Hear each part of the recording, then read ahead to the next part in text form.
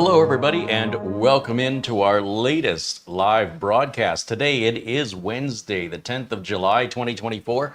My name is CareyHolzman, and thank you so much for joining me today. We do have our chat room limited to members only, and this everybody in the public can watch the video live. We're just limiting our live interactions to members only, and that's to ensure that the people who are supporting the channel do get my attention and are able to interact with me. So often the chat gets a little crazy. People get in there for the wrong reasons. They disrupt, they distract, or they don't really understand what's going on before they immediately start participating in a way that's not acceptable. So this has been, I think, the best way to incentivize others to help support the channel. I mean, we have a couple of options. We can become a corporate sponsored channel, and I can read a script that they write for me that I'm obligated to say or I don't get paid. Or we can throw 1,000 commercials in every single video, and if people skip them, the video won't generate any money and that won't be sustainable. Or people can sign up for YouTube Premium, which of course will eliminate the commercials for the free videos. Or we offer multiple tiers of memberships that limit the benefits of the membership. So we're going to try this out. I hope it's going to be functional this way, and I hope everybody understands. These videos do cost a lot of money to make, and so I'd like to continue making them full time as a main revenue source. But if YouTube continues down the path, we're just doing what we can to just keep moving forward. It's nothing personal. It's nothing against anybody.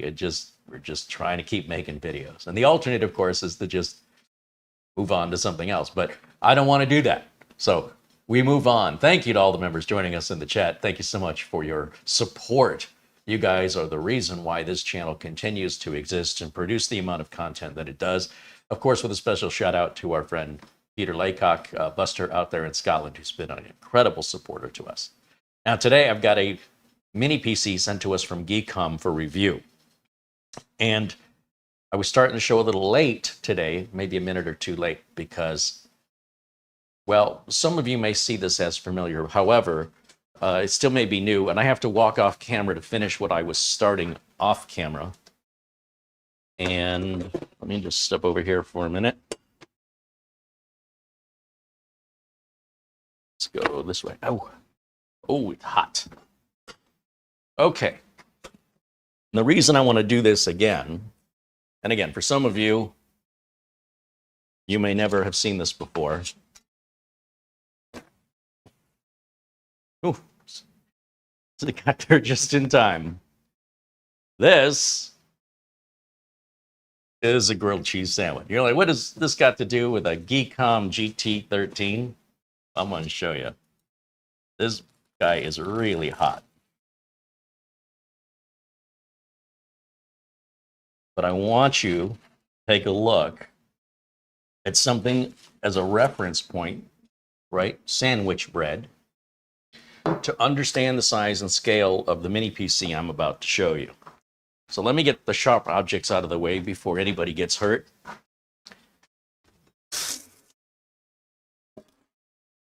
Taken care of, and oh, I should probably grab something to drink. Okay, now, I know this is a weird comparison, but I try to think about what can we compare this to? What is it similar to that most people worldwide would have a reference point to? Now, granted, I mean, bread comes in different shapes and sizes and thicknesses, so this is just an overall concept. The mini PC we're about to look at is a flagship 12900H. Now, they do make an i7 version of it as well, Intel-based, obviously. And we're going to get into the details of that in just a minute. What I want to convey before we get started, and the excitement and the enthusiasm that I want to share with you, is if this is a grilled cheese sandwich, this is probably faster than the computer you're using right now to watch this video. Much faster for many of you, and very affordable and very well equipped. I think the sandwich is bigger.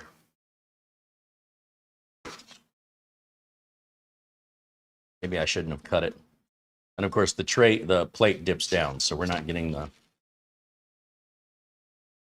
thickness there. Is that's really hot. Let me bring this up close so you can get an idea.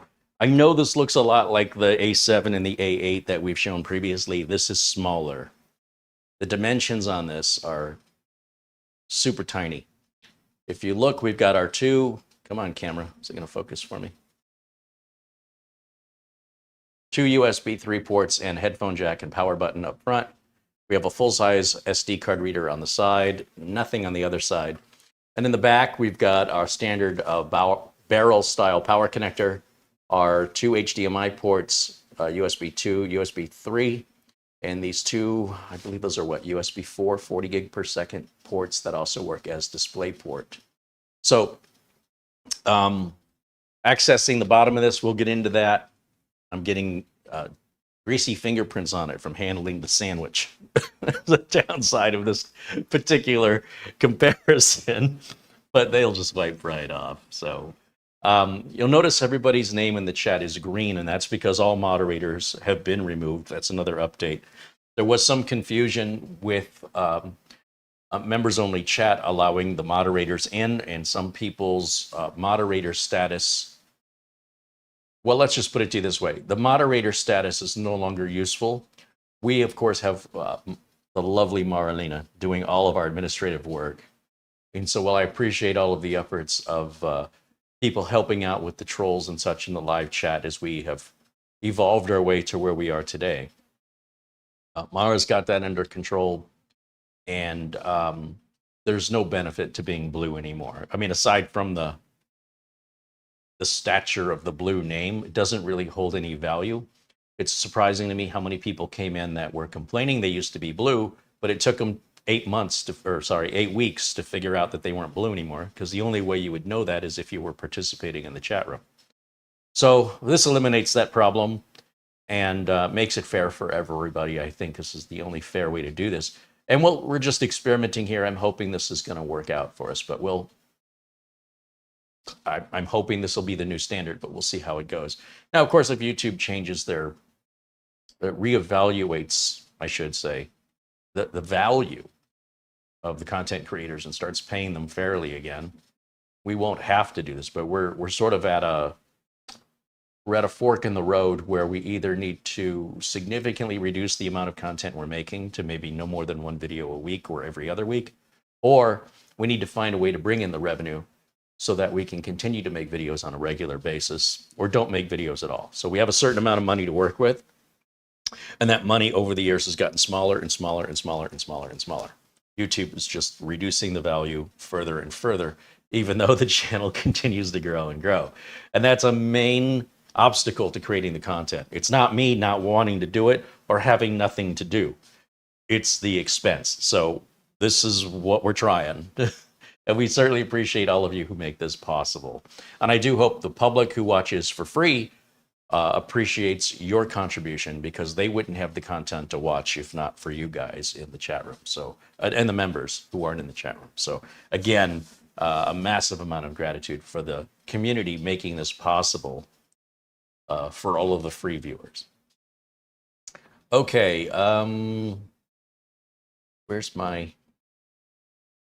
where did my live chat go? Ah, here we go. Ah, there's our friend. Oh, wait a minute. I think I'm on the wrong video. Bear with me for just a moment as I try and figure out what happened to my video. Oh, I see. I wasn't on the right tab. That'll do it every time. YouTube exclusive. That's us right there. Come on. Great. Eat that. Great. That is not working. Let me come over here and see that we're working over here. Yeah, I see I'm live. Okay. Phew. It might be my greasy fingertips aren't registering on the screen. Grilled cheese, why must you be so delicious and destructive? What is happening? Go back. It will not let me in. That's Crazy. Again, the public can watch the videos, so there's no reason why I shouldn't be able to bring that up. There I am, finally. Okay. Okay, so this thing is a powerhouse, this Geekom GT13 Pro. And we have some links in the video notes, as always, including discount codes if you're interested in picking one up. But just wait till you hear what this thing has packed under the hood, and wait till you see the price. Mark Gaines renews his membership, now a member for 26 months. Says hello, Carey, Marlena, and everyone in chat. Thank you, Mark, joining us from Northern Ireland. We've got some new members, Mark Staley, Alan Latz, and Mike Ely. Right on. Thanks, guys. David Graham joins us, as does Luke Greenia, Charles Aslick. Thank you to Jose Lopez for your $2 super chat. Ben Laird joining us from Scotland, as well as Joe Martin saying hello in the chat room. Dwayne Blackwelder and Ron Barnish, Stealth Mode and 3D Everything, and Gary Tatum. And Matthew Burden all say hello. There's Charles Purdy, Dean Sermersheim, Jit, and Chico48. You guys rock. Thank you guys so much. All right. I can't sit here and look at this any longer. I have to make sure that this is okay.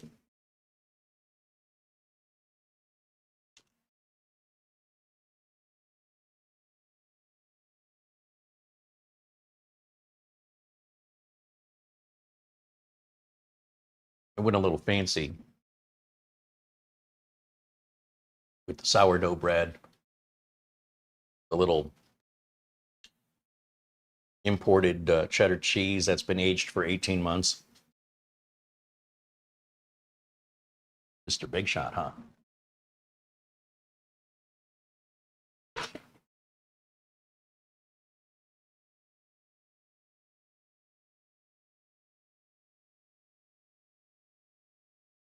Let's go over to the Geekom page.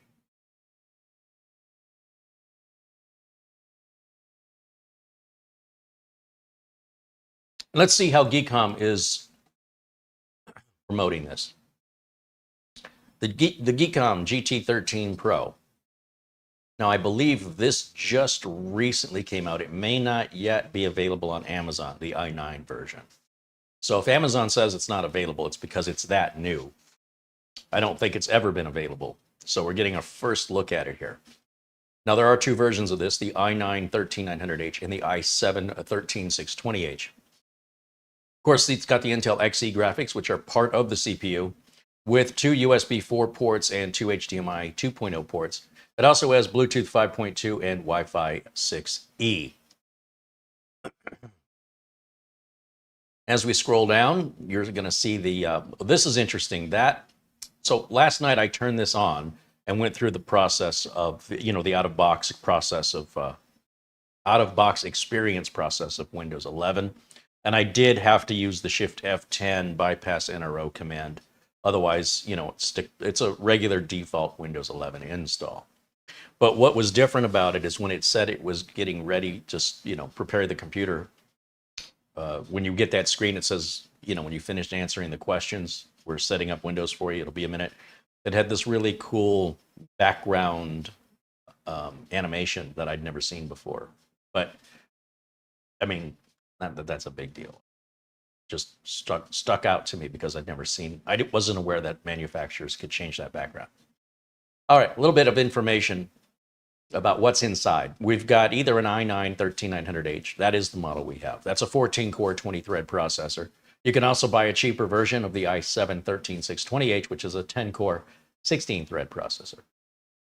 Either way, you're going to get the Intel Iris Xe graphics, 4K display support, the Wi-Fi 6E, the Bluetooth 5.2. Their IceBlast 1.5 is their cooling technology. It's got an M.2 Gen 4 by 4 solid state drive, NVMe drive, and DDR4 RAM, because this is 12th gen, not 13th and later. So that's expected. It's dual channel. And they're using the sort of industry standard 3200 speed on that. Now, the processor with 14 cores and 20 threads is the i9. It has 8 efficiency cores. It has a base frequency of 1.9 gig, and it turbos up to 4.1. And the other 6 cores are performance cores with a base frequency of 2.6 gig and a turbo of up to 5.4, which is crazy. All right, CPU benchmarks. These are the numbers that they're providing, comparing each generation of flagship processors, 10th, 11th, 12th, and 13th. We're on the 12th with this model. Now, they do show this being used for gaming. Here they're showing Forza. They're showing it used for streaming, such as Peaky Blinders and whatever this is. And then if we continue to scroll down, there's a look at the inside, which shows it has a second NVMe slot. That's going to be a 2242 slot, which I'm not a big fan of 2242 in a mini PC or a desktop. But I understand when space restrictions are there, it's better than nothing.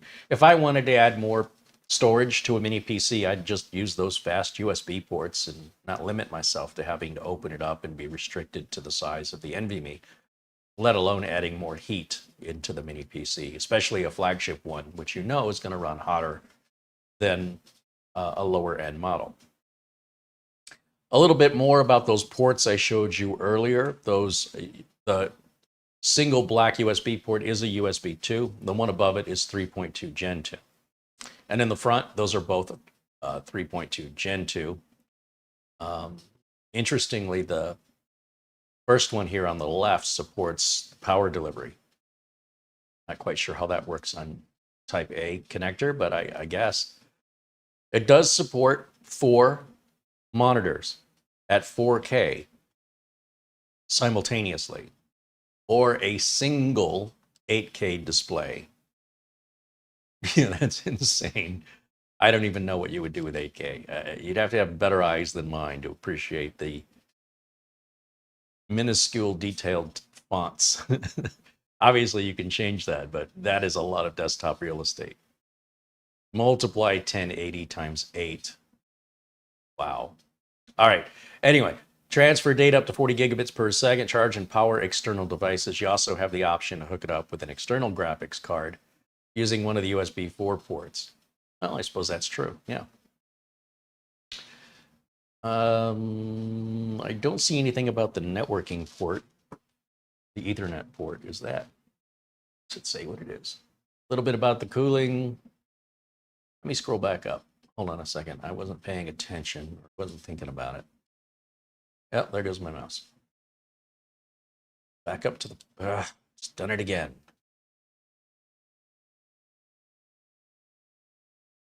Where are the ports?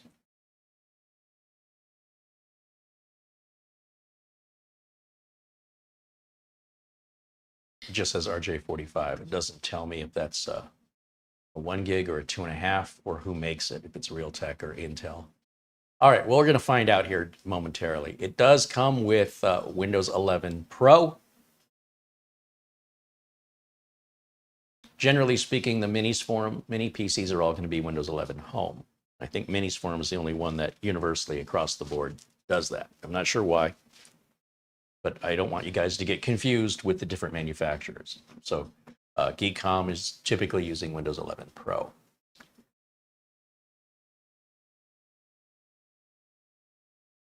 They've done all these different tests to this thing to torture test it to make sure it'll work fine in your environment.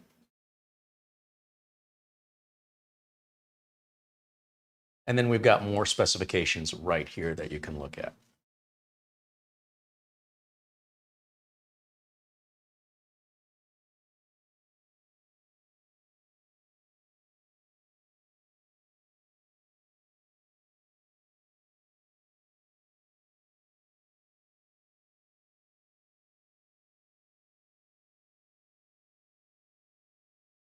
Just taking a look here in the chat.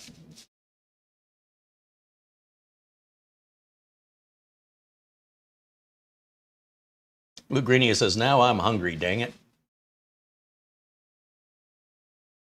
Gary Tatum wants to know if I think we'll ever reach speeds that make not pairing it with dedicated GPU kind of a waste. Well, yes and no for two reasons. Well, let me switch back over to camera one here.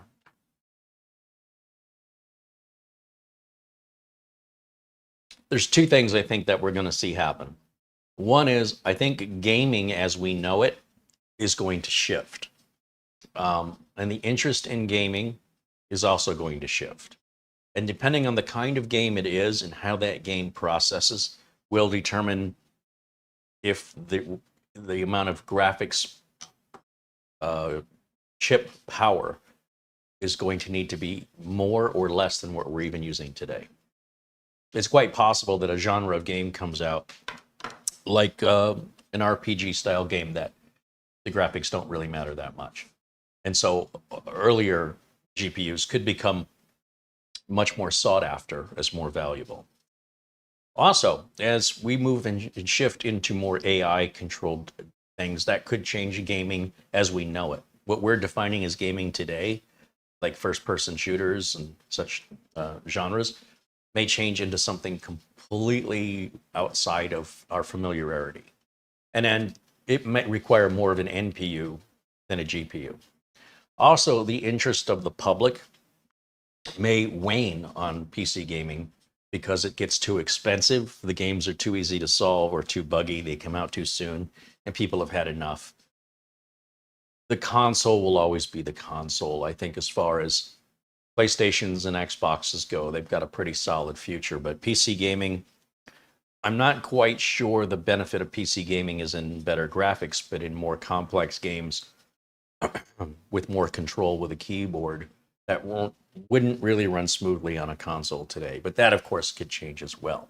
So puzzle games like Riven or Myst, things like that, where the graphics aren't really that important. But the games could be so much more in depth, along with AI making replaying the game a totally different experience every time, giving that game more value. So it's really hard to say what's going to happen because there's three factors at play, four factors at play. One are the GPU manufacturers and how much more they can get out of it and to what benefit and for how much money.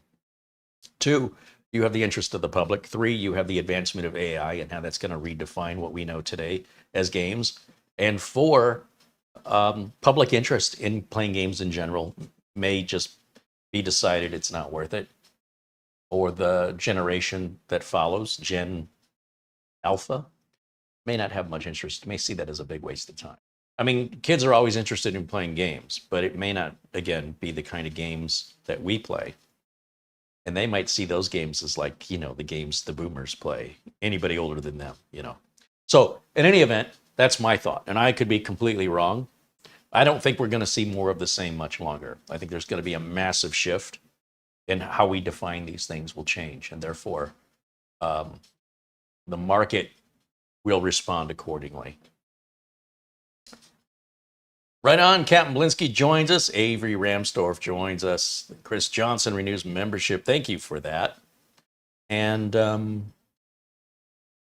Captain Blinsky says, I just wanted to be my favorite color. Right on.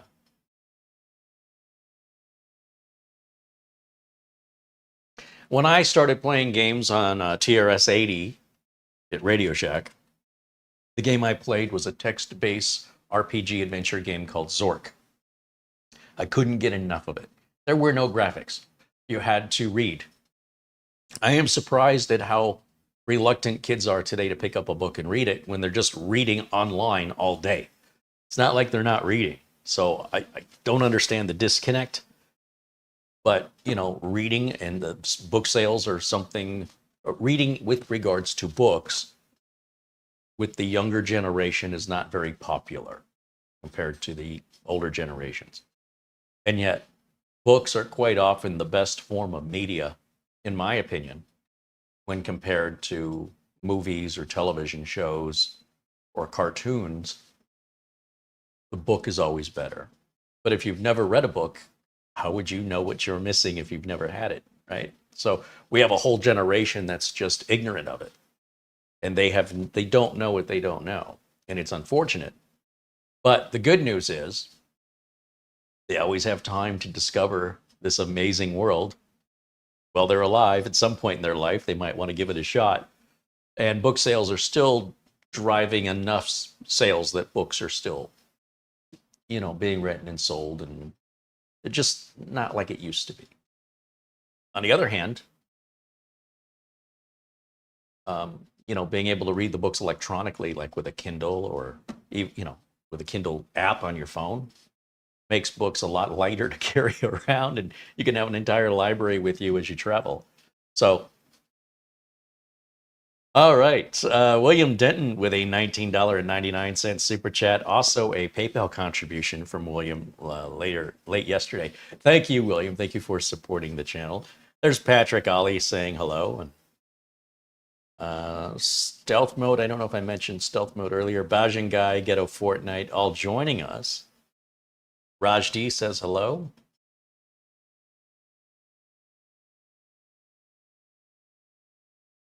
Let's see.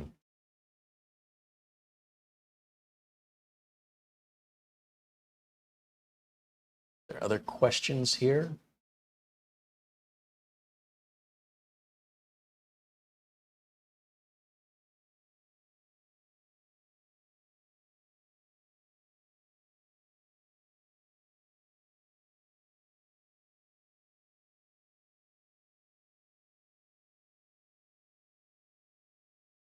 All right, so with Amazon, you can buy the product. I should probably get my greasy fingerprints off of it. And that way you have, your rest assured with your peace of mind with any possible reason for returning. Different people like different things for different reasons. And so we want to make sure that when I'm talking about things here, that I want to instill some peace of mind that if I thought the product was shady or that you could possibly be ripped off, we wouldn't even bother covering it. We might talk about it to make you be aware of this in the marketplace, but I wouldn't dedicate a show to it. We've been working long enough with Geekom. They're a very respectable mini PC manufacturer. And I don't think I've seen a Geekom mini PC I didn't like. But still, buying it from Amazon, you still get that peace of mind just in case, for any reason at all, you don't have any issues with returning it. And Amazon's usually really, really quick with the shipping. So let's take a look at the Amazon page for the 9th gen, the i9, and see what that status is. Let's go here. Okay, so 13th gen, 32 gigs of DDR4, a 2 terabyte Gen 4 solid state drive. I don't know, is that what they sent us? They sent us a 13900 with 32 gigs of RAM and a 2 terabyte drive. Yeah, wow, it's a 2 terabyte drive. That's cool. It looks like it's got 1 rating so far, so it's brand new, and I'm wondering if anybody was able to buy this or if this came from a reviewer, got it for free, and they didn't really say anything about it. That's not too helpful. All right, well, we're going to find out about it firsthand. Then there's the i7 version, a little bit cheaper. And this is 32 gigs of RAM, but a 1 terabyte NVMe, both with Windows 11 Pro. They both have a coupon code. And we have coupon codes in our video notes. So if you use them, you save money and you help support the channel at the same time. And this has 148 ratings, so this one has obviously been out for a while. And you can see the 3 out of 4 people who buy it love it. Couldn't give it a higher rating. That's really, really good. One person here has had an issue with reliability, and they may have a bad unit. They may have a unit that was damaged in shipping, and this is something that they should contact Geekom about for getting a warranty replacement. Or if this were to happen within the first 30 days of purchase, which this shows July 7th, which is just a couple days ago, they would be able to return this or exchange it at Amazon trouble-free at no cost. Just to verify, does this happen on another one, or did something happen in shipping that maybe caused some damage? Because that's usually when damage occurs, when a product arrives that doesn't work. How did that product get through quality control? So something likely happened during the shipping process. Remember, in the USA, these are built in like China. They've got to go on a slow boat to the US through customs into the distribution warehouse or wherever you bought it, let's say Amazon. From the distribution warehouse, then it may be shipped to another distribution warehouse, depending on where you live and where you ordered it from. And then from there, the local carrier to your front door. So there's a lot of people handling this between the time the manufacturer, the time it leaves the manufacturer's factory until it arrives at your front door. Now, usually they're packed well enough that that's not typical, but it does happen. But I wouldn't necessarily think that the product itself is bad, because otherwise, how would the company stay in business if everyone they sold resulted in a customer experience that was similar to what that one-star review described? So as we can tell from the number of reviews, they don't represent the majority. And that's really what I'm looking for. I absolutely want to see some one-star reviews. Otherwise, it makes me skeptical if the reviews are real or not. Some people have unrealistic expectations, don't consider that it may have been damaged in shipping, or are just very difficult people to please. And there's always going to be those people. So if you're seeing a product that's only 5-star reviews, they're only glowing reviews, I would be very skeptical about how genuine those reviews were. And then when I see the 1-star reviews, I want to kind of weigh in how many of those are there versus the positive ones. And how many reviews are there in total? So we don't really have any reviews worth even considering on this yet. We're early.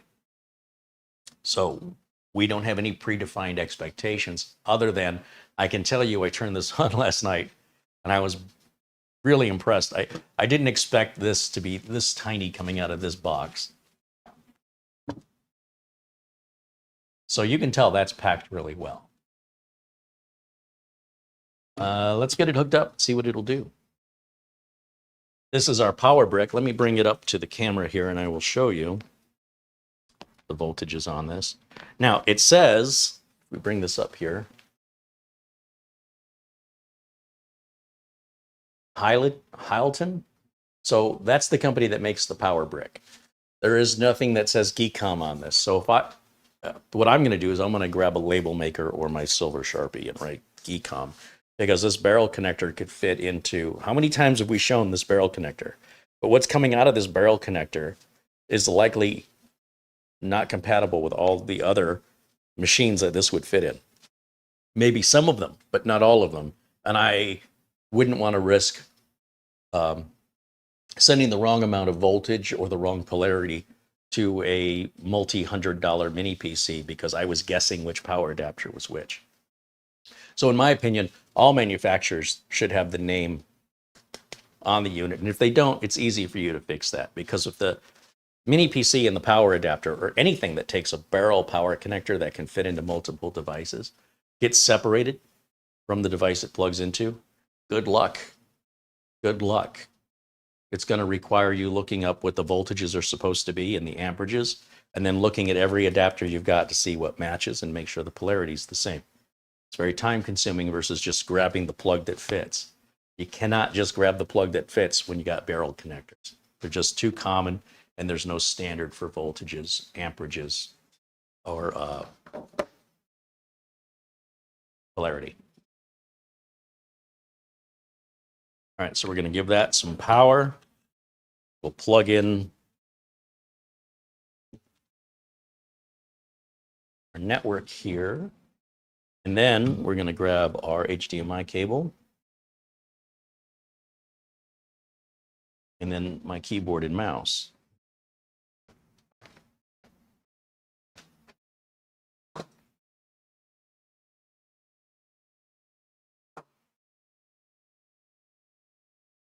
Now, really, the keyboard and mouse should be plugged into the USB 2 port in the back of the machine. I have a habit of always plugging it into the front, and part of the reason is so I don't forget to unplug it when I'm putting it all away at the end of the day. So let's go over to our HDMI input, and we'll grab camera 1 here and put it in a corner like this. Okay. And now I'm going to turn it on. We can check our boot time, listen for fan noise. I turn it on. I haven't given it power. I always do that, don't I? This is a cloverleaf power cable. I didn't tell you what the voltages were, did I?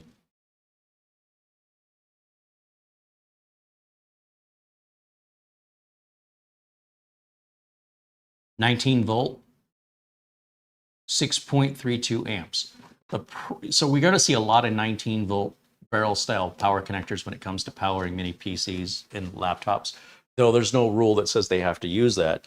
And there's depending on how powerful of a machine is, it's going to need a higher amperage power delivery. So even if you don't damage the unit by plugging in a power adapter that doesn't provide enough power, it can create a lot of confusion thinking something's wrong with the unit when you simply confuse the power adapter. That's a best case scenario.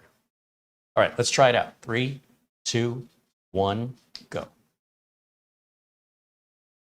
All right, so we're all live, unrehearsed, unscripted, and what you see is happening in real time, so it gives you an idea of what our boot time is.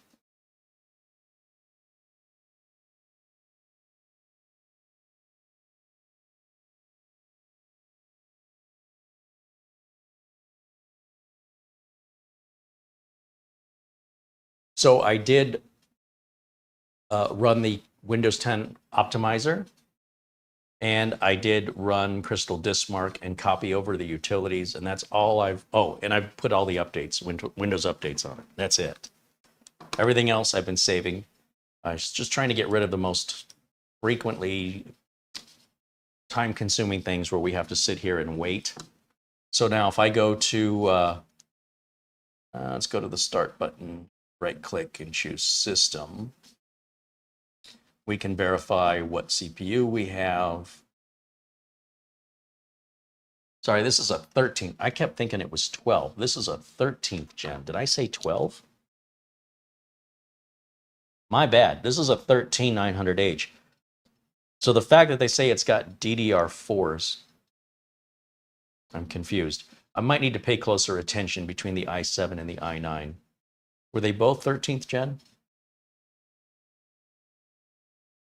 Okay, so 13900H, this is actually better than look, I already thought it was great as a 12900. I've been mistaken here, so I apologize. 13900, that is a screamer. Okay, that's why I need to double check things. Yeah, Windows 11 Pro 23H2, we want to make sure that we are activated. Let's just check that.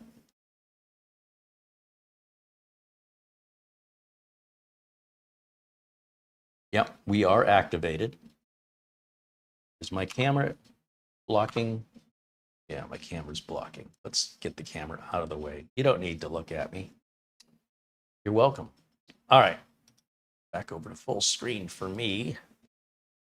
And let's close that out and let's go to the device manager. We want to make sure that there's no unknown devices. That would be terrible to get a brand new machine direct from the manufacturer that didn't load all the drivers for you. We do see that once in a great while. So because it's happened before, I always check it. We can also take a look at our network adapter here. We have what? MediaTek is the Wi-Fi, and Intel is the Ethernet, the i225V. This is of some concern for Linux users who may not have drivers for like MediaTek on the Wi-Fi, but you should be fine on the wired. I'm not a Linux user, nor is this channel work with Linux. That's just not what we do here. So you'd have to find a different source if that was your thing, you know, to get that kind of information. Let's go to, let's see, the Crystal Disk Mark information. These were our results from last night when I ran Crystal Disk Mark, and as you can see, we're on the high end of Gen 4. Gen 4, we've seen speeds as high as 7,300 megabytes per second on the sequential reads. And so getting 7,100 is fantastic, and 6,380 on the writes is also fantastic. And again, this should be 2 terabytes of storage.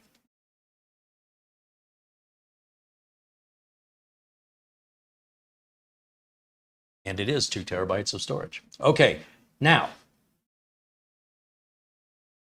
when it comes to heat dissipation and noise, I do hear a fan running. It's very subtle.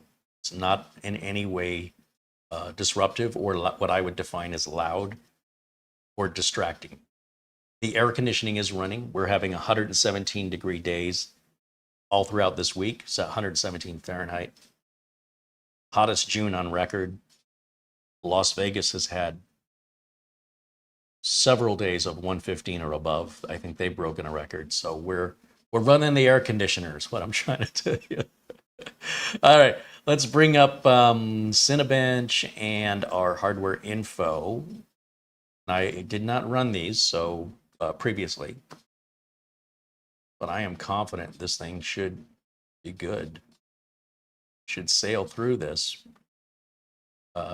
With our history with Geekom and seeing how they have handled the heat on previous models, I expect this to perform very similarly.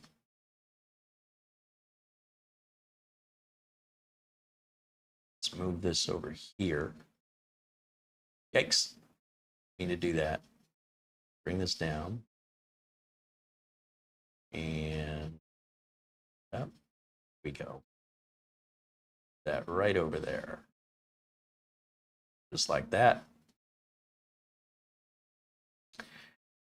And our CPU core temperatures, let's expand that. It looks like we're idling maybe a little bit higher than normal here at the 40s. Sometimes you'll see the 30s. The smaller the package with the higher end processors, they're just going to run warmer. That's just physics. Let's go to Crystal, not Crystal. Let's go to Cinebench R23.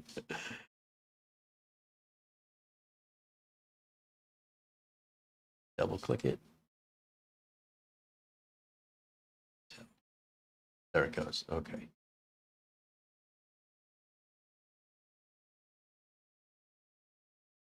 Accept. Start. We run the 2 tests here. We do the multi-core test, and then we do the single core. Now, the single core obviously is going to have a lower rating when you're only using 1 core.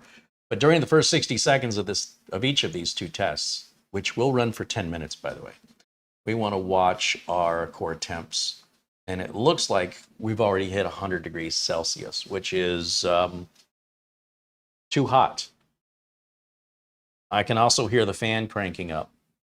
And what this is telling us is that out of the box, Geekom has set this for maximum performance.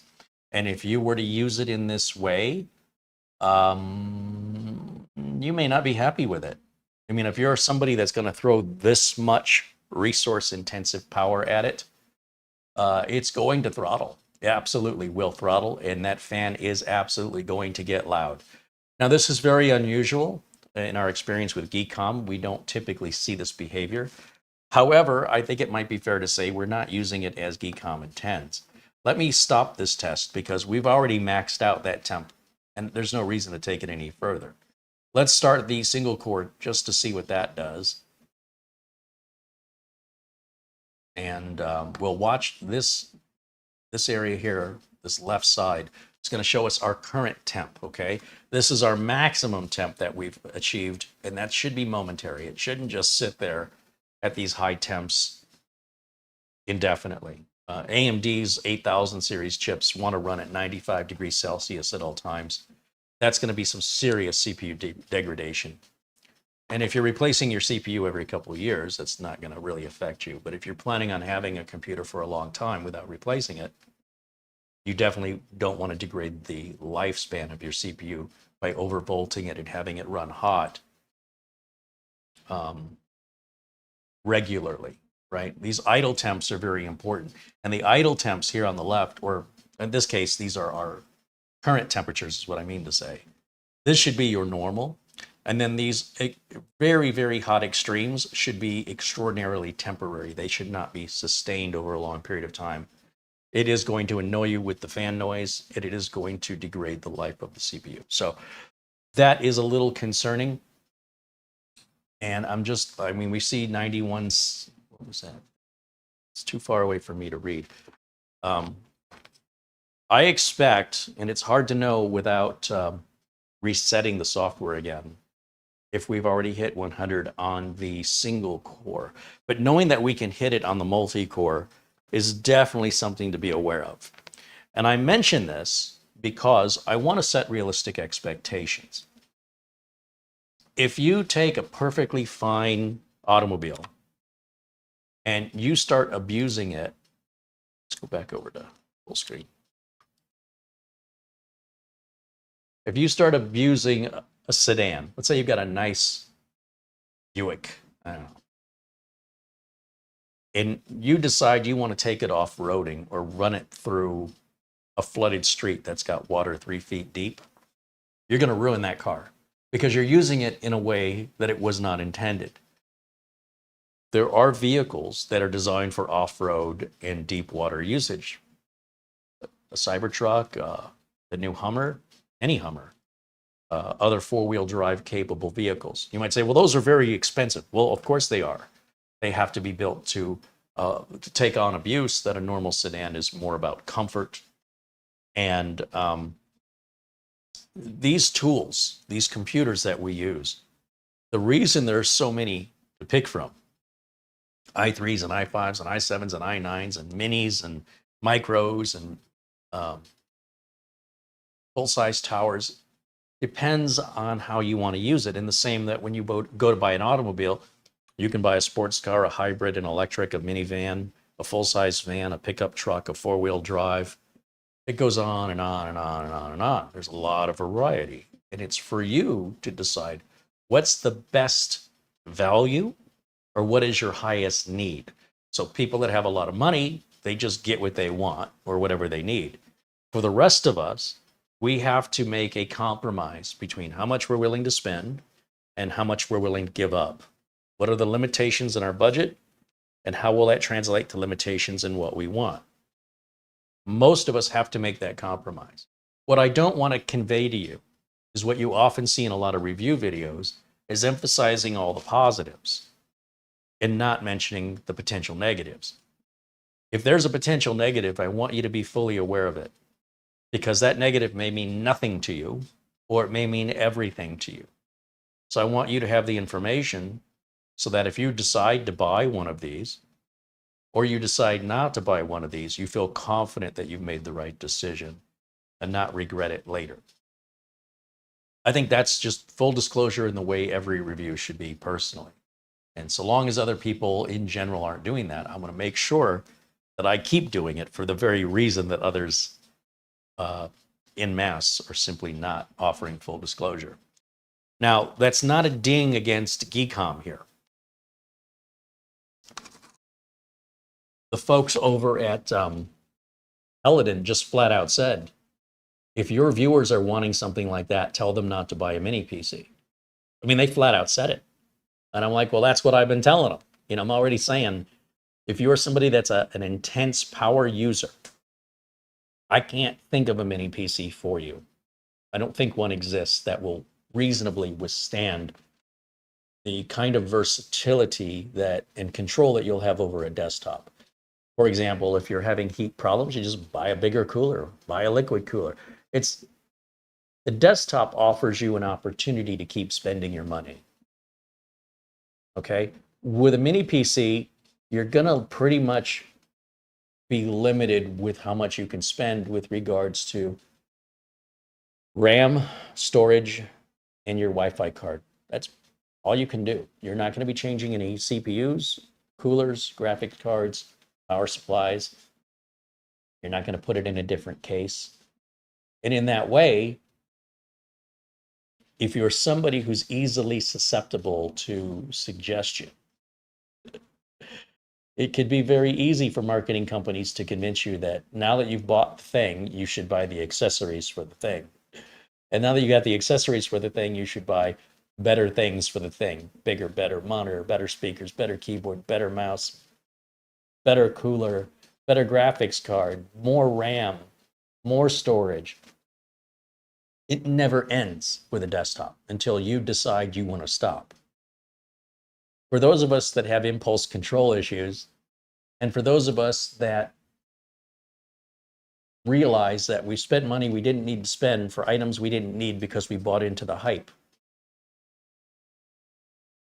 buying any mini PC is going to limit the options for upgradability, removing that temptation. So on the one hand, depending on your personal values, you may see that as a negative thing, or you may see that as the best thing ever. And again, that's why full disclosure is so important. Not every car is a good fit for every person, and not every mini PC or desktop PC is a perfect fit for every person. That's why you don't see me using Apple. You don't see me using Dell or HP, except on those little 1-liter PCs. Because they're all built to say, everybody, this is one size fits all. This is what Apple does. This is what all your big system integrators do. There's no real customization. You get what everybody else has. It's very socialism. You know, it's like we're all equal and we're all the same and we all have the same needs and we all get the same with some very minor differences. And in Apple's case, they charge you a premium to make all these decisions for you, which again, I find offensive. So in the world of mini PCs, my personal opinion, this is amazing. I cannot get over, first of all, I'm having a hard time getting past the size of it. It is super, super tiny. Secondly, when something that small shows up, I expect it to be maybe an i5. You know, that would be reasonable. And if it were, it probably would not have, you know, heat issues. On the other hand, I'm okay with those temperatures because I wouldn't be using this like that. This would also be overkill if I wanted to have a streamer, like a home theater PC. Way over the top, unnecessary. You could spend half the amount of money and accomplish that with a machine with half the power. And even that would be overpowered. You know, you can get yourself a $40 Fire Stick from Amazon and be done with it. What this is a great universal desktop replacement for every single task you can imagine, with the exception of some gaming, which may be limited due to the onboard graphics. Well, it will be limited. Whether or not that limitation is acceptable to you, I can't say, depending on the game, the version, and settings of the game that you prefer.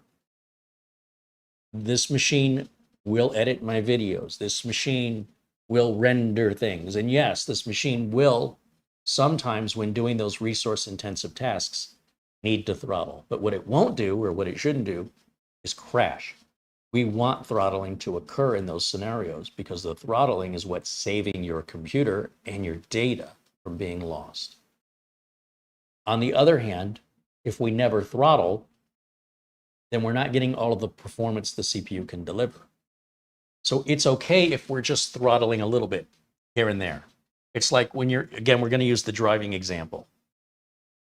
Sometimes it's necessary to put your foot down all the way to the floor in order to avoid an accident or to pass somebody.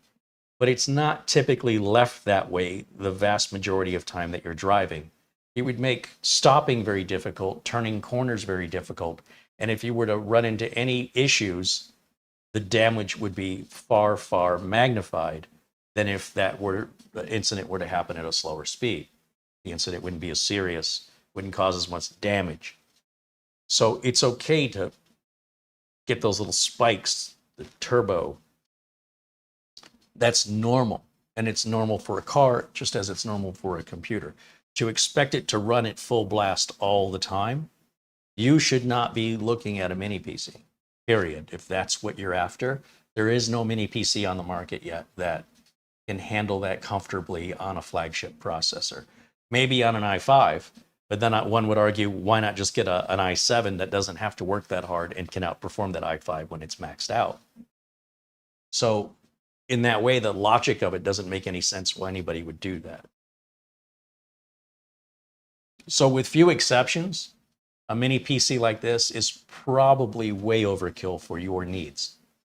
The good news is, because it's so overkill today, that means it's likely going to be very useful to you for many years. The more you get today, the more you can put off needing to upgrade or replace it. Some people will buy a $300 computer and then need to replace it every 3 years. Other people will buy a $1,200 computer and not replace it for 8 years. Who got the better value there? The guy buying the $300 computer 4 times, or let's say 3 times, versus the guy buying the $1,200 computer once and then keeping it twice as long. I would say, for the frustration, the aggravation, the anxiety, having to react to a scenario, to reduce all of those unwanted feelings, I would get the best I can get today, even if I wasn't quite sure how to pay for it. Putting it on a credit card and making those payments is still going to save you money versus just getting what you can afford today. That's why credit exists. So if I had the anxiety of having a monthly payment due on a computer I'm very happy with, in theory, I should have that credit card paid off and still be using this computer for years and years and years without any problems, in theory. The cheaper computer, in theory, you'll just have to keep replacing. And every time you replace it, you got to reset it up. You have to make another decision. You have to stop everything you're doing. You might need to get adapters, figure out how to move your programs over, reinstall programs, move your data, reset up your email, reset up your printers. And you're going to repeat this every 3 years, not because you want to, but because one day it just isn't going to work. You're out of warranty. It's done. It was cheap. The manufacturer didn't make any money on it, so they don't care if you buy another one or you don't. So you go, okay, well, I got another $300. That's my budget. You end up just in the same cycle that never ends. You're constantly stressed out and probably have a bad attitude towards computers, right? If all you do is buy 20-year-old cars that have not been well maintained, and so your whole life, all you're doing is putting more and more money into keeping the car running, you're being interrupted and disrupted when the car won't start or fails to get you where you want to go, and now it disrupts your plans, it alters your appointments and schedule. And then you realize once you get a brand new car under warranty, or any car with a warranty on it, all of that anxiety you've been carrying on your shoulders unknowingly isn't there anymore. And for me, I didn't realize I was carrying all that weight on my shoulders. I thought there was no way I could afford a new car. Come to find out, the car payments on the new car were less than the amount of money I was spending on parts to keep the old car running month after month. Not to mention, I was doing all the work and I had all this burden I was carrying with regards to, is it going to start? Is it going to get me there? What's going to break next? How much is that going to cost me? And since I couldn't afford to have anybody fix it, I had to fix it myself, which means whatever plans I had were superseded by, there's nothing I can do until I get the car fixed. So everything has to stop. But a new car I couldn't afford. What I learned was I should have bought a new car much earlier and figured out a way to make those payments, because I always figured out a way to buy the parts I needed for the car. There was always a way. If I wanted to use that car, I found a way to get those parts to generate the revenue I needed to pay for those parts. I still had to do the work myself. And if that work required a tool I didn't have, once again, now that job, which has postponed whatever I was going to do with the car, that's been postponed. Now the job to repair the car has been postponed because I have to go have a friend take me to the parts store so I can buy the tool I need. And if the tool's expensive, I got to find the money for that. With the new car, I just have to come up with that monthly payment. It's not a guess. What's it going to be this month? The same as it was last month. When's it going to be due? The same time it was due last month. Is there a problem with it? Take it to the dealer. If the car won't start, it's under warranty. They come pick it up on a tow truck at no charge on a new car for the first couple of years. It's not my problem. what a relief that was. If that was a lesson I had only learned earlier. And you're going to find the same is true with computers. Generally speaking, when you're buying from a known name brand and you're buying at their mid to top tier line, you should have a very good experience with reliability, with support, and furthermore, probably not really even need support. The cheaper machines are the most troublesome, most costly for the manufacturers to make. They're the most costly for the end users to buy because they end up not lasting very long. They end up creating a lot of distress. And it can sour people on computer. They think all computers are that way. Well, all $300 computers mostly are. And it's not to say this happens to all $300 computers, but if you were to look at the statistics and talk to people, I think you'll find that the most unhappy computer users with the most problems, the most frustrations, are running a computer that was low end or a computer that is more than 10 years old. Those are the people who have the most amount of frustrations because they won't spend the money to either buy something good to begin with. It doesn't have to be the best, just something that's not at the bottom of the barrel. And then on top of that, won't accept why, if it worked yesterday, why it doesn't work today. That there's any value difference. They think they're being smarter by spending less when they're really just doing it to themselves. Statistically, most people with computers that are 10 years or older or $300 or less when they were new are unhappy and frustrated with their computer, much more so than people who buy mid-range and higher-end machines, especially if you built it yourself or if it's from a name brand manufacturer. And these are just general statistics. There's always exceptions. But if the manufacturer sold you a $300 computer, they didn't make much money on it. So if you threatened to say, oh, I'm never going to buy one of your computers yet, who cares? But if you bought a $3,000 computer, and this is true with cars, the customer service is going to be better. Somebody's got to pay for the customer service. And there's got to be some financial risk to the company that they could be losing a good customer versus just a customer. If you're the kind of customer that drops $3,000 on a computer, they don't want to lose you. There's also more profit, making it more affordable for them to be able to offer that support. If you buy the low tier, you're pretty much on your own, and the company doesn't care about you. Whether you buy it or you don't buy it, they're only making a couple of dollars. So they're not going to spend more than they made to satisfy you as the customer. If they raise the price to offer you the kind of support you want on that low end, it wouldn't be low end anymore. They would go from a $300 to a $400 or $450 machine. Then you'd say it's too expensive and not buy it. So you've got to pick one or the other. Or you're going to be upset because you have unrealistic expectations.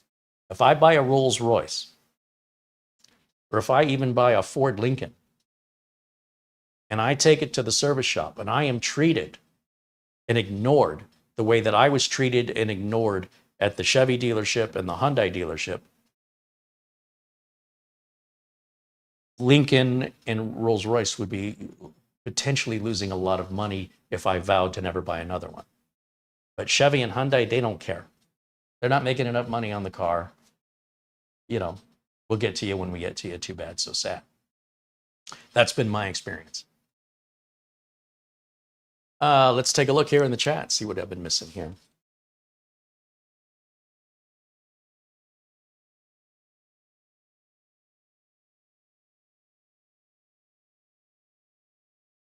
David Graham says, wait till you get a load of the Atom Man G7 PT. Yeah, I think Minis Forum is sending us one for review.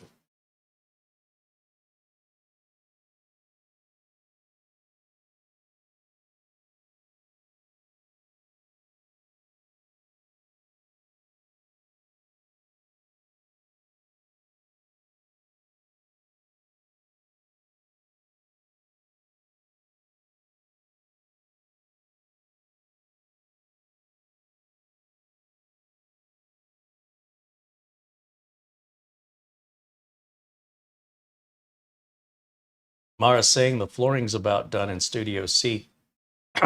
Not exactly true. Studio C is part of the first floor, and the whole first floor has to be done with the same flooring. So 1/3 of that first floor is Studio C. The other 2/3 haven't even started yet. So we got a long way to go on the flooring, but at least as far as the studio is concerned, and it's still not done because there's still trim and baseboards that have to be put on. But regardless of that, it gets us one step closer to getting in the studio, being able to start broadcasting from there. So that's all good news. It is progress. It's far from done. I think she's a bit premature in suggesting it was done. Still, even in the studio, there's still a lot of work that needs to be done to the floor. As I mentioned, baseboards, trim pieces, T-moldings. I mean, that's fairly minor work compared to ripping out the old floor, getting the foundation smooth and level. But that's just 1/3. Still a long way to go. But yes, the studio area is getting closer, which is good. All good news. Still a lot of work, though. All right. We can open this up and see what it looks like on the inside. I imagine it's going to be the same as the pictures. Let's see how it opens. Let's go back to our... How do I want to do this? Let me go back to the screen capture for a minute. I don't know why I was thinking this was 12th gen. I guess maybe the DDR4 was throwing me because 13th gen should be DDR5. So I want to verify what this has. I also want to verify that the i7 model is also 13th because I swear I saw 12th.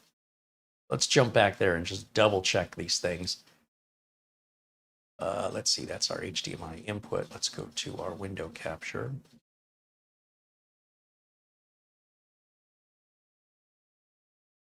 So Amazon says, okay, they're both 13th gen. And it does say DDR4. The one we're using here is the i9, 13th gen. DDR4. That is so unusual. Okay. I don't know why they would not be using DDR5. On a higher end machine, DDR5 can be a noticeable difference. On a mid-tier machine, DDR4 or 5 is probably negligible. So I don't understand why on a 13th gen we would be running DDR4 unless it's an error. So let's open it up and verify that's what it's got in there. That's what I say.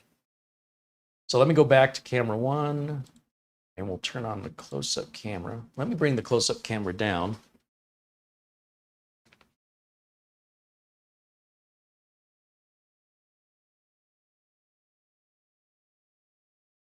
Move it over here. Oops, wrong way. And turn this on.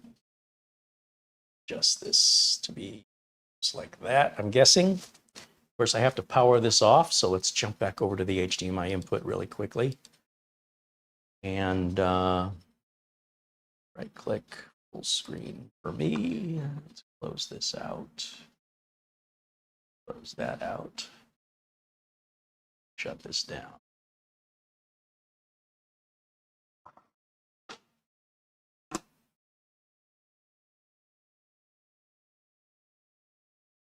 Then let's go to the close-up camera, which I hope is on. And we'll bring the PC over here and unplug everything, including our dongle for the keyboard and mouse. And we can zoom in a little bit here. And you still see my grilled cheese fingerprints that are going to take a little bit of Windex to get off of there. All right, now on the other Geekom models, these feet,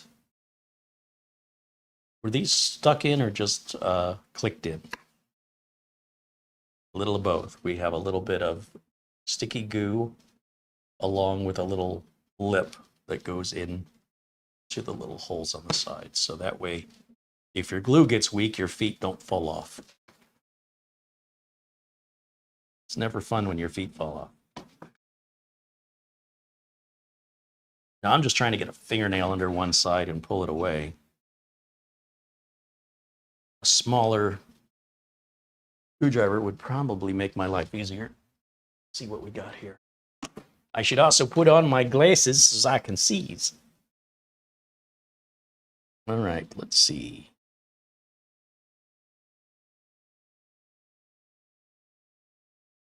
My life any easier? I don't want to tear the feet. Maybe a smaller flat blade.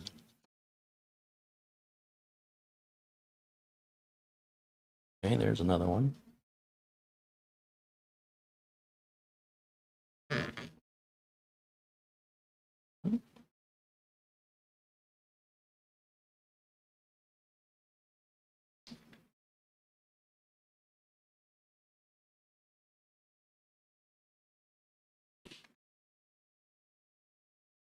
All right, there's our 4 feet. We've got an arrow indicating the front. Right there, the front of the unit. So when you put the bottom back on, you know how to orient the direction.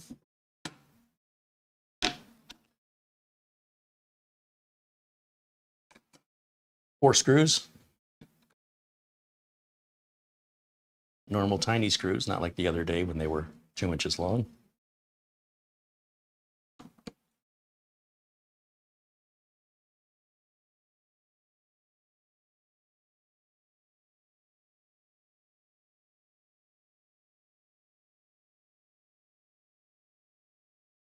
Now they don't give us anything to lift this up.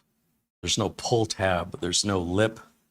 But what we can do is stick like one of these small flat blade drivers right into one of the holes that the feet, the little rubber on the feet goes into.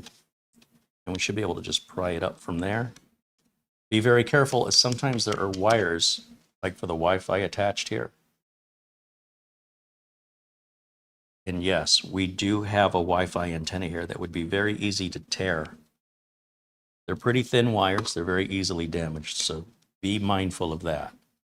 Now, again, we've got an arrow indicating the front for taking this plate off. Now this plate is going to give us cooling for our NVMe and our RAM, but there's no fan in here. All we have is a heat sink, and then our airflow is going to be dependent on the holes on the sides. This little metal shield, that's for our SD card reader. So if we go to these 4 screws now, we can expect there to be some thermal tape underneath this. Right here, you see this rectangle? That's probably where the thermal tape is on the other side.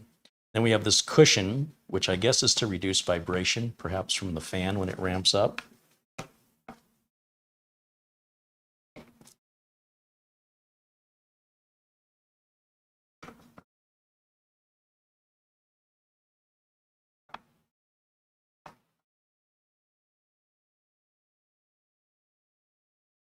I think these screws are all the same, but I keep them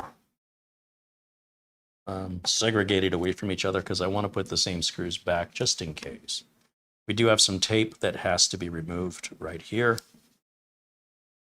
That's holding our Wi-Fi antenna down and out of the way.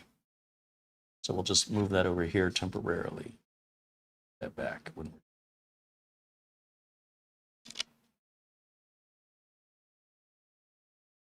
Okay. Now, when it comes to removing this with the thermal tape here, you're going to want to kind of wiggle and lift at the same time, and it should come off clean. Be careful not to snag this Wi-Fi cable. We'll move that away from this lip. Boy, it really wants to rip that out of there if you're not careful. And when we flip this over, there's our thermal tape. Yeah, pretty much right where that indentation is. That's for our NVMe. This is our 2242 slot here.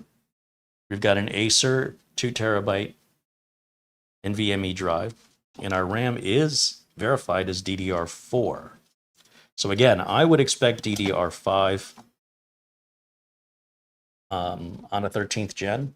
especially on an i9. See if I get the camera to focus on this. Yes, no? Bueller? Come on. Not gonna do it?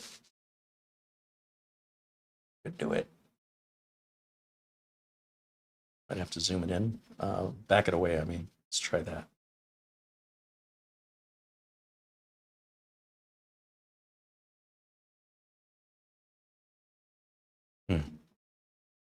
Well, it's definitely not a macro camera, I can tell you that. So we've got 2 sticks of DDR4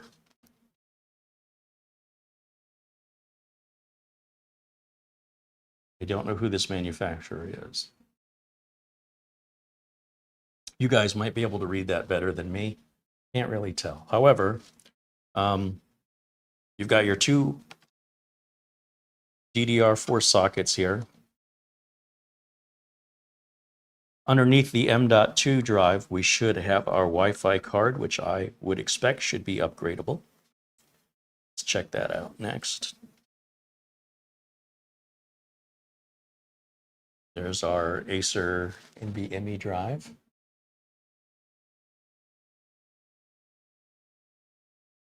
So let's say, for example, you wanted to put Linux on this and you didn't have a MediaTek driver. You could simply very easily get to this Wi-Fi card. It's an M.2 Wi-Fi card, and put in any brand and model you wanted to and just hook those antennas up. So that'd be an easy thing to resolve. Of course, USB ports are also available for any USB network interface card.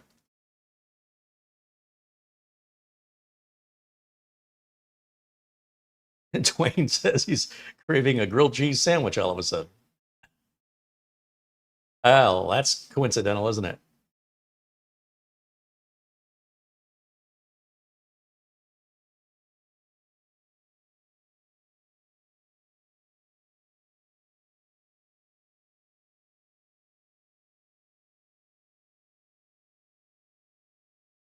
Just looking through the chat here to see if I've missed any questions or anything here.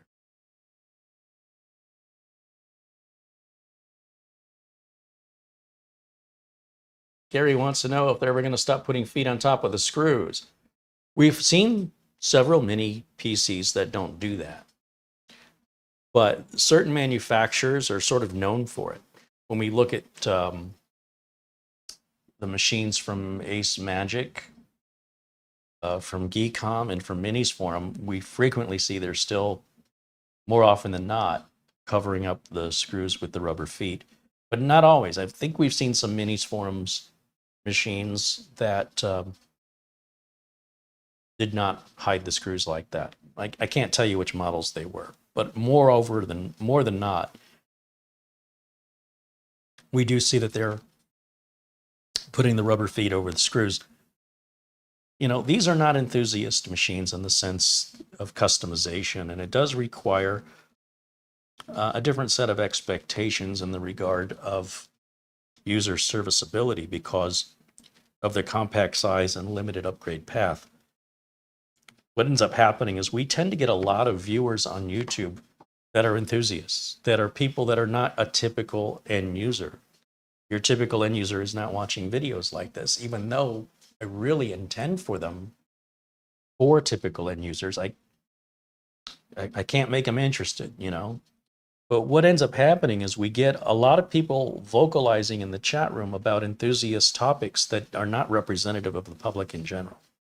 And as a result of that, you know, the manufacturers are catering to who's buying, the bulk of who's buying. And if the bulk of who's buying these machines are enthusiasts, then they will be designed for enthusiasts. And if the bulk of these machines are being sold to common end users, then they're going to be designed for common end users. So, you know, is it their fault that you're buying a consumer device intended for a consumer, but setting enthusiast expectations on it? Is that fair? Or could you say you bought the wrong thing for your needs? Instead of forcing them to accommodate you, you as the enthusiast should know enough about what you're buying. It's different from an average consumer who doesn't always know what they're buying. Right? We can throw them a bone, but does the enthusiast have an excuse to be disappointed, or should they know better? Now, if it's something that's promoted to enthusiasts, that's a different story.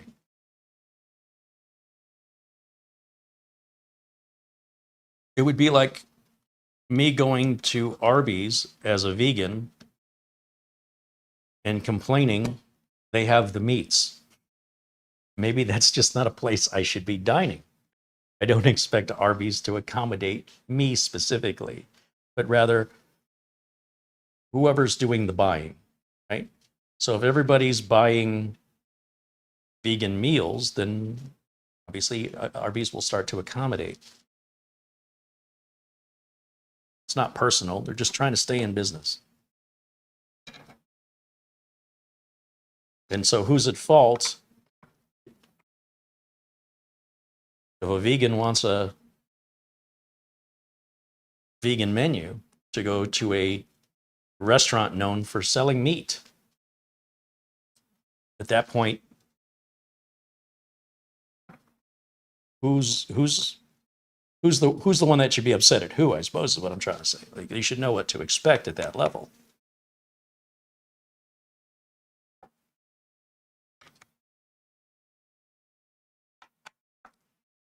Okay.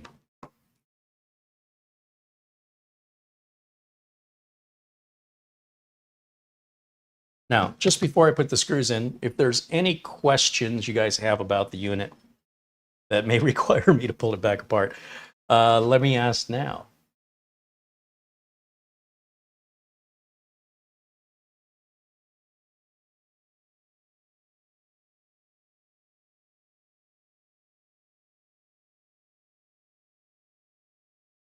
Jason H88 said, I have an Asus Prime X299 motherboard. I wish I could turn off RGB on the motherboard in the BIOS. I have it in solid black. See the RGB through the case fan vent holes. You know, on the ASRock that we were looking at, was it yesterday or the day before? When I updated the BIOS, it defaulted back to turning the RGB on the board, and that's a blackout build. And the control for the RGB is in the BIOS, but you have to look for it. Once you know where to look for it and you see it, you realize it's been there all along. I can't help but wonder if maybe, Jason, you're in the same scenario, that it is there and you're just not seeing it. Have you tried Googling for that information just to see? Or maybe going on YouTube and seeing if somebody's got a video showing how to do that? Because that would be the first thing I would try. Is the unit DDR5 compatible? There's no such thing as being DDR4 and DDR5 compatible. You can only be one or the other. So the answer to your question is no. This has DDR4. Any unit that takes DDR4 will not take DDR5. And the same is true the other way around.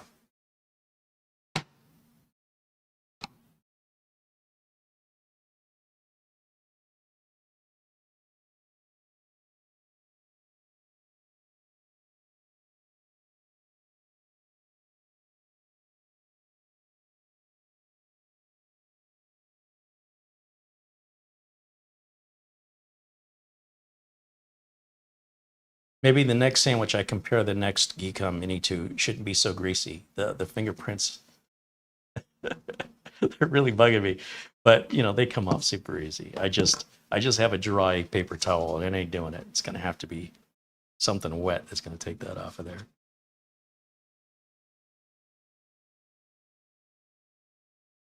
Be able to walk around Studio B and see what I've touched. Yeah, Carey touched that. It's like a trail of breadcrumbs, but it's greasy fingerprints on everything.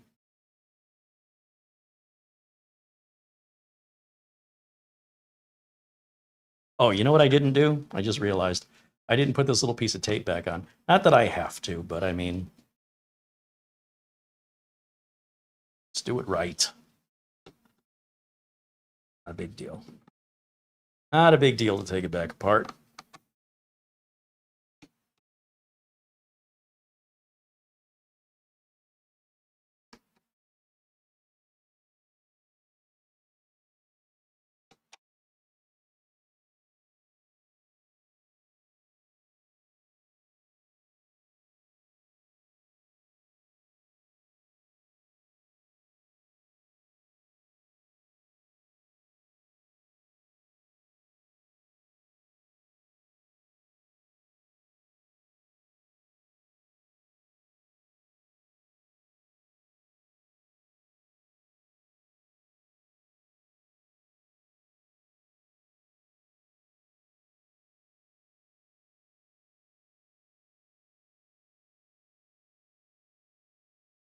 Okay, that's better.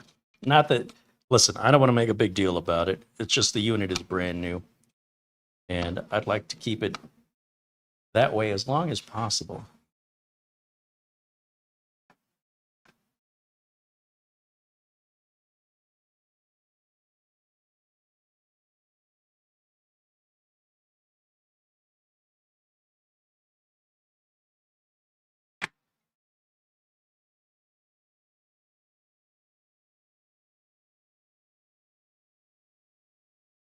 Leslie Cabins joins us and says hello. Welcome in, Leslie.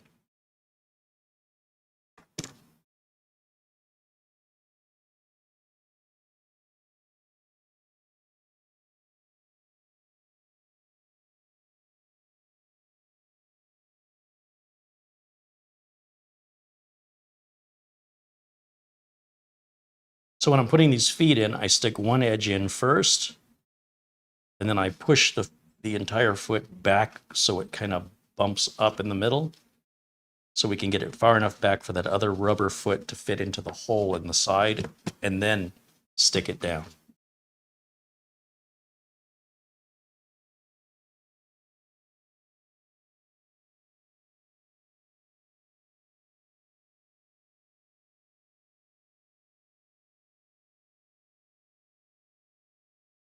There we go.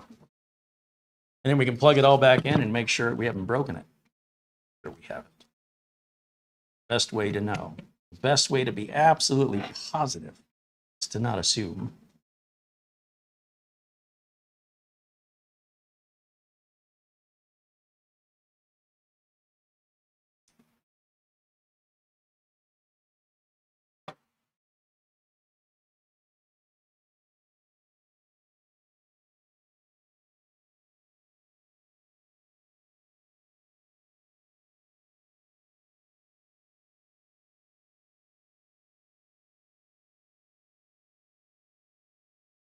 Yep, we're back up and running. That was a fast boot too. Okay. So again, a super shout out and thank you to our friends over at Geekom sending the unit to review. It is not without some conditions, some limitations. And those limitations will include the DDR4 RAM, which isn't that much of a limitation, but a limitation nonetheless. Also, the fact that it's going to run hot under a very heavy resource-intensive load, such as the Cinebench test that we ran and already got it to hit that 100-degree throttle point. It's not designed to do that kind of work. So it would be unrealistic to be upset that it doesn't do something it was never designed to do to begin with. Unfortunately, they don't really come out and say that. So we have to do these reviews because marketing is only going to tell you the good stuff, right? Why would you hire a marketing company that emphasizes the limits, right? They don't want to promote it that way. Now, depending on how you use your computer, I don't know that such a thing exists as a computer that doesn't have some kind of limits. The questions are, do these limits apply to you or do they not matter? And for the price, are these limits acceptable? But I can assure you, the computer you're using now has limits. And the older the computer is, the more limited it is, and you're just willing to live with it. The more money you spend, the more demanding you can get. And also, the unit would have to be physically larger in order to accommodate the things such as the type of cooling it would need to do that kind of work, to accommodate the DDR5 RAM. We'd have to have a bigger case. That would also add to the expense, and that means the unit would be more expensive. So you've got to weigh what it costs with what it has, with what it can do, versus how much money you want to spend and what you want it to do. And at the end of the day, whatever decision you come to is right for you.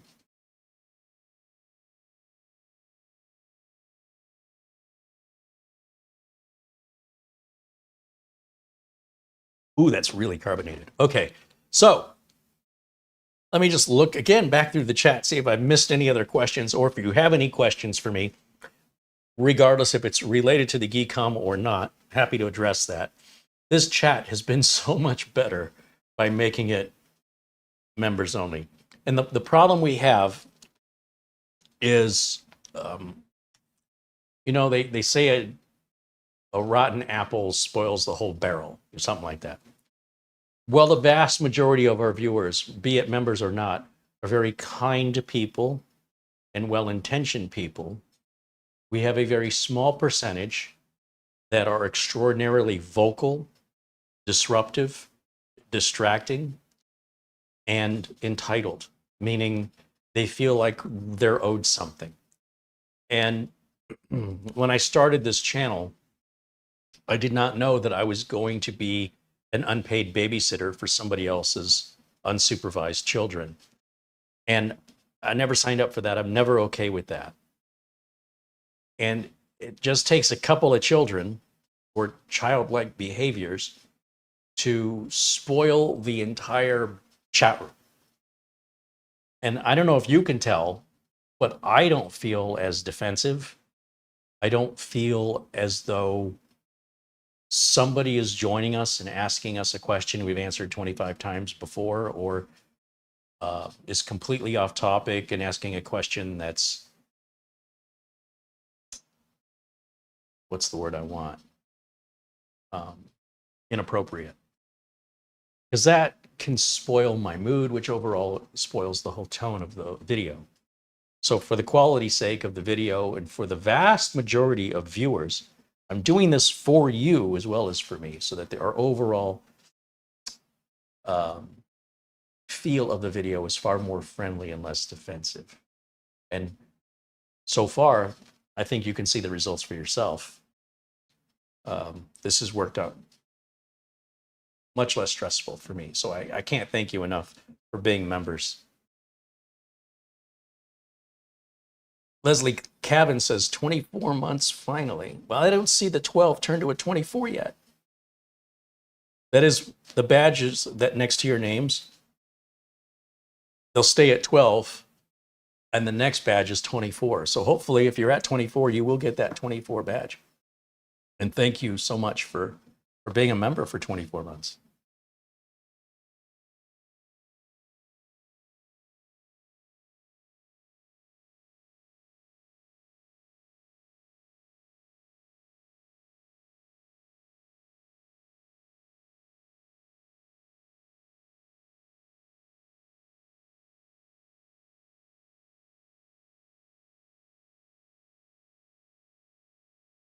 Now everybody wants grilled cheese. Well, the idea was you were supposed to want the Geekom, but that's okay. I don't make a commission on it. So if you buy that, certainly Geekom, by using our coupon code, it lets Geekom know that we're having an impact on their sales. But we're not paid to make the review. There's no money ever that's exchanged between myself and Geekom. They send us the unit. They ask us for an honest review. That's the extent of our agreement. We ask them to give you guys a discount. We ask you to use the discount, even if you can get the same discount somewhere else, that we get credit that we directed you to the sale, even though we will not make a commission on it. I suppose if you use our Amazon link, we'd make a small commission. But otherwise, it's just to let Geekom know it's worth sending us these units to review if it can result in some sales that they can verify originated from us. But nothing you're obligated to do, right? But that's the inner workings of how this is put together and why we can't afford to just do this. We have to do other things. Otherwise, the cost of the video, you know, it puts me in a negative financial situation. Keeping the machine is all well and good, but how many of these do I have now? So, in that way, we like to continue to stay on top, try to be the first with new innovative products when applicable, but not all the time. And appreciate the cooperation of quality companies that I personally have no qualms about recommending. I think Geekom makes a good, solid product at a fair price. And I think, you know, and tell me if you've got a Geekom product, how you feel about it, because, you know, what I feel about it only matters if you're buying it from me and you're counting on me for support. If you've bought a Geekom product now or in the past, I'd love to hear if it's something you would recommend. to the people that you know. What's your experience been? Let us know in the comments. Jose Lopez with a $1 super chat. Thank you, Jose. And Raj D contributes £5. Thank you, Raj. Let me go all the way back to the beginning here. Jose Lopez with $2 super chat said, Carey, my subscription is paying me back. Not sure what that means. Let's see. Scrolling.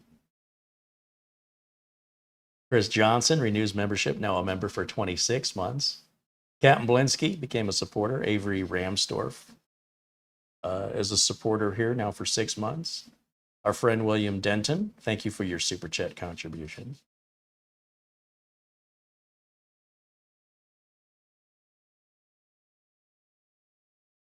Lou Greeny said, I'm amazed they can keep that thing running cool. Not only is it cool, it's whisper quiet. Well, it's idling, or, you're doing, like, let's say you were doing normal things people normally do most of the time with their computer, which is answering emails, watching videos, paying some bills, visiting some websites, whisper quiet.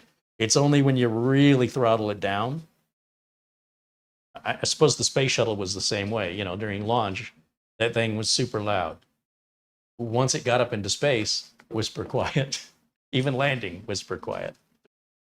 Kind of the same thing. It's not meant to be throttle up 100% of the time.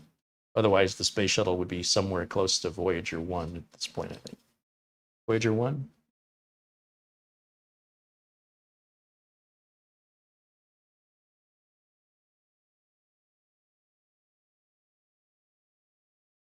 Andy Kane says hello.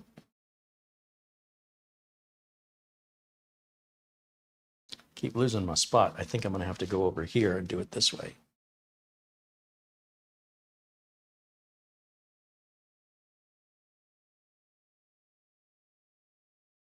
Welcome again to Mark Staley, Alan Latz, and Mike Ely for becoming members.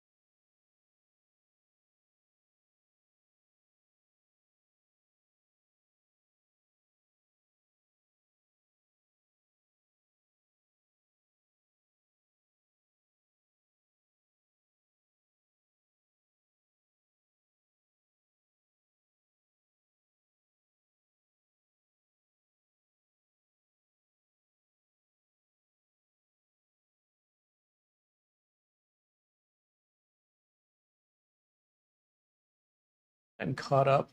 I don't think I've missed anyone's question, but if I have, please ask it again because I'm not seeing it.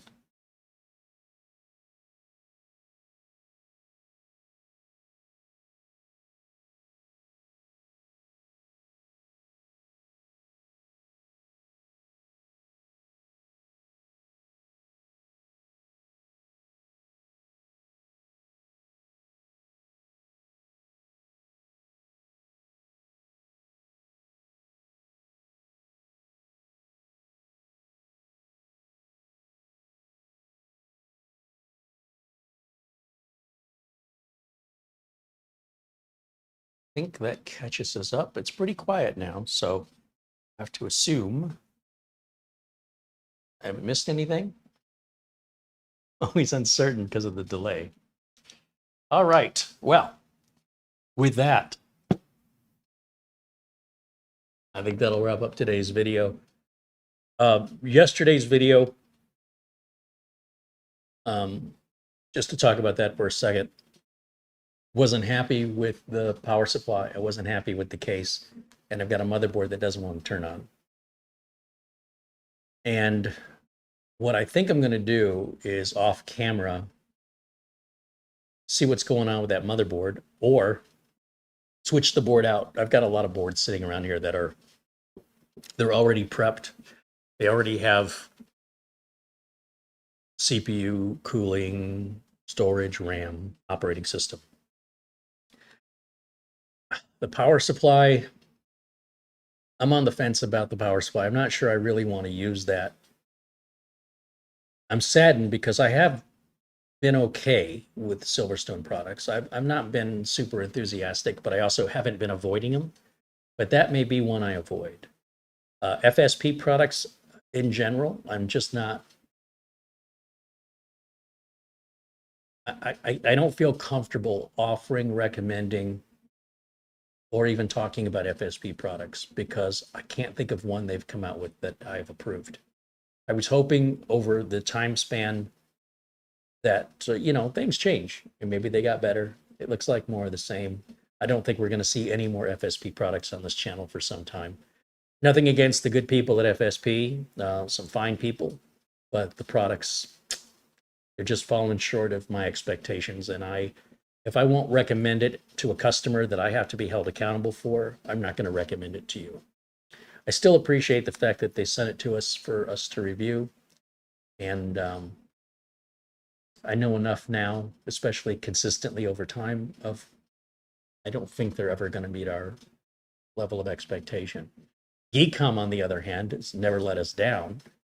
So I look forward to seeing what they have next. They just keep getting better and better, and the value for what you get for the money just keeps getting more and more attractive with each generation. You keep getting more for the same or less money than the previous. And again, I can't get over just how tiny this is. It is incredibly small and very attractive unit, by the way. I don't know how the metal casing might affect the Wi-Fi range, but if that happens, you can always, if that's an issue for you, I should say, you can always get a USB Wi-Fi adapter and plug it in. Just don't use the one that's built in.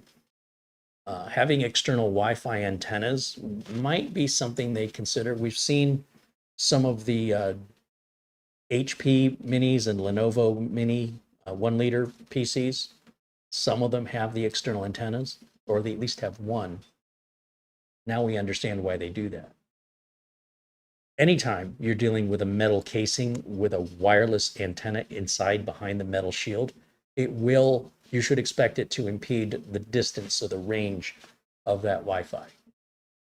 It's one of the worst things you can do to your Wi-Fi signal is put a big metal shield between it and your router.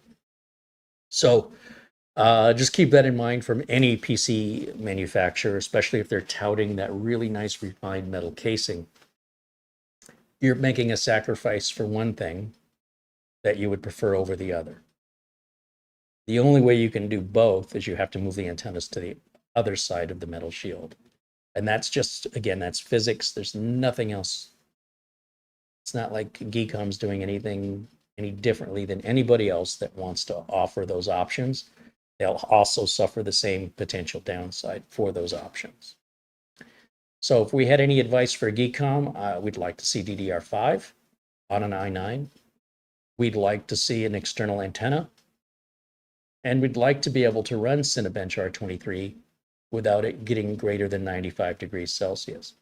Now, there may be some settings in the BIOS. We haven't looked at it yet. Sometimes there are manual settings you can adjust in the BIOS that can tell it, don't let it get hotter than this. And that doesn't change the cooling. I'd like to see the maximum temperature without any predefined BIOS setting. Have the cooler be able to reach that on its own as a maximum temp. And that just means more aggressive cooling, but that also means likely a bigger case.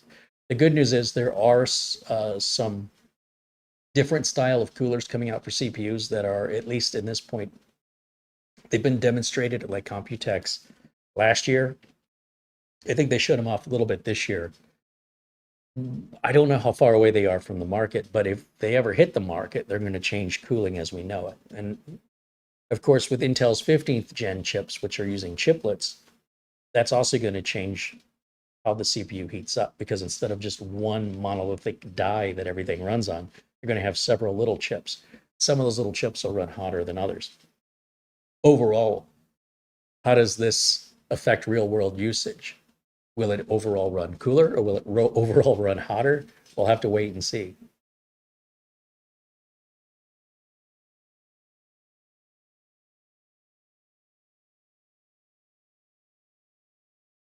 Majin Guy said, I was wondering about yesterday's upgrade. Yeah, I haven't had time to get back to it yet, but yeah, I am having second thoughts about the case, the power supply, and the motherboard. All three parts I used. And the reason those parts were here is because they kept getting pushed away for better parts. But I didn't think they were that bad. But now, you know, maybe individually, if I used really good parts with one of the bad parts, it'd be an easier pill to swallow. But having all three parts that I have an issue with all combined into one system that I have an issue with, I'm better than that. It's well below my standard of acceptance that I would ever put my name behind.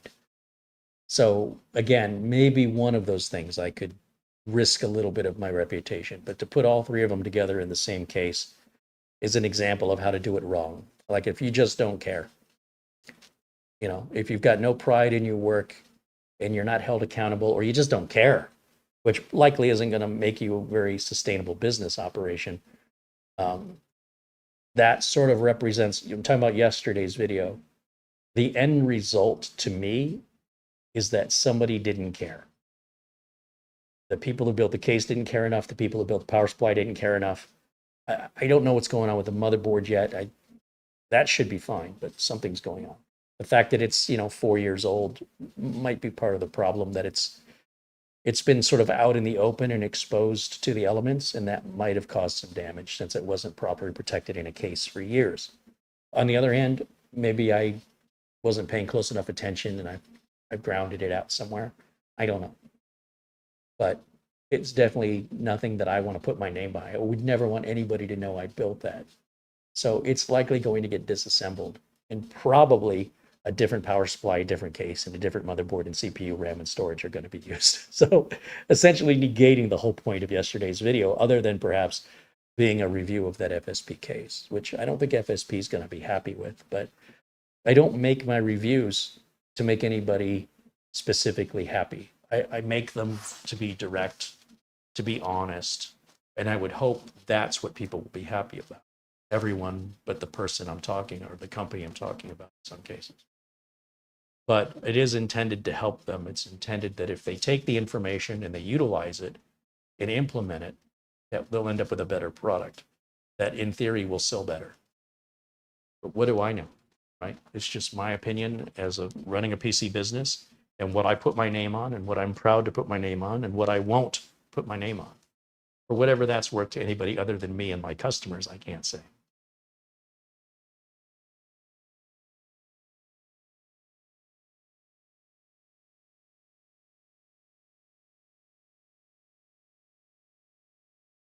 Yesterday, the computer was giving an unsupported signal error when I powered it on. So if you have a computer and you're turning it on and your monitor says unsupported signal, that implies to me that you're sending out like a 4K signal to an HD monitor that's maybe only 1080. Or you've got a bad monitor cable. And if you have a different monitor or television that you can temporarily plug that computer into, see if you get the same error on both. That might be one place to start. And if you have a different cable or a different video output that you can use on the back of the computer, that's another easy thing you can check quickly. All right, well, that'll wrap it up for me for today. Reminder, thank you to our friends at Acronis who continue to offer you guys a great solution for backups and cloning for hard drive replacements. Very, very affordable, very easy to use. If you're not familiar with it, we have thorough walkthrough videos with Acronis themselves. And the trial is free to download, fully working for, I think it's 15 days. Also, thank you to RoboForm. That's the password management software I've been using for at least 15, if not 20 years. It's all I ever use. Never had a problem with it. It's never caused a Windows crash. It's never been breached. And mostly they're blacklisted from review companies. I don't know why. I have no idea why, but when you read like PC World magazine reviewing password managers, they basically ghost RoboForm. And when I asked them why they did that, they said RoboForm's not paying us. And I said, I hope that's not true, because if what you're saying is your reviews are paid for, then they're not reviews, they're commercials. And I hope the FTC starts cracking down on that, both here on YouTube and on other social media sites, because PC World should be held to a higher standard for sure. So I don't know if that's true or not. In other words, the person who said that, I can't verify that came direct from PC World. But any review that's paid to do the review is now a commercial. Thank you to Mara, of course, for being our administrator and setting up today's video. She did that late last night with all the links and the thumbnail. More Cooking with Carey taste testing with different pasta sauces is available on the Cooking with Carey channel. Very small channel. What's nice about having the small channel is without many views and without many viewers, you don't get much. If I don't get any harassment, zero. So those are kind of fun for me to make. Those are short little videos, just for me, for fun. And maybe you might like it if you haven't checked them out.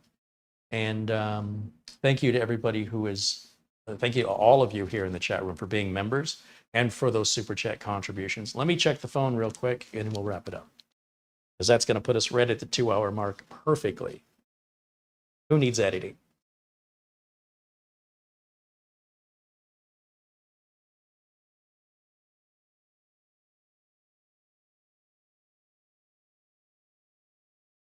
Joe Martin sent an Amazon gift card for $25, and William Denton, yesterday at the end of the show, also sent an Amazon gift card.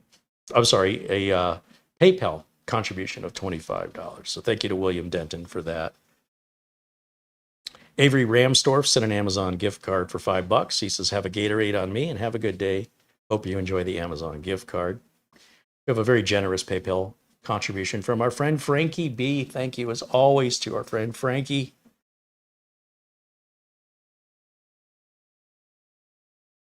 I think that covers us. So again, our friend Oystein in Norway, Frankie B out there in New York, and we'd be remiss if we didn't always mention our deepest gratitude and heartfelt appreciation to our friend Buster out there in Scotland. You guys make this channel exist. And without you, well, it wouldn't be what it is, and it may not even exist without you. So that's how important the role is that you play. And I can't thank you enough for it. That'll wrap it up for me for today. Again, another thank you to Geekom for sending us the unit for free in exchange for an honest review. I definitely give it a thumbs up. It's not perfect, but in the ways that it's limited, most people shouldn't even notice it. It's just those who are using their computer in an unusual way or in a non-common way that would have issues. And for those people, they generally will be happier building their own, just in general. So, all right, guys, that'll wrap it up for me. I will see you all very, very soon. Tomorrow,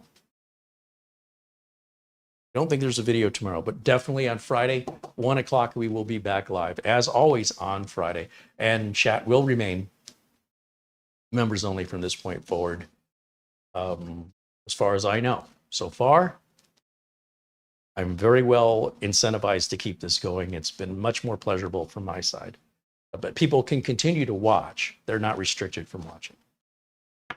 I will hopefully see you all on Friday. Until next time, bye for now.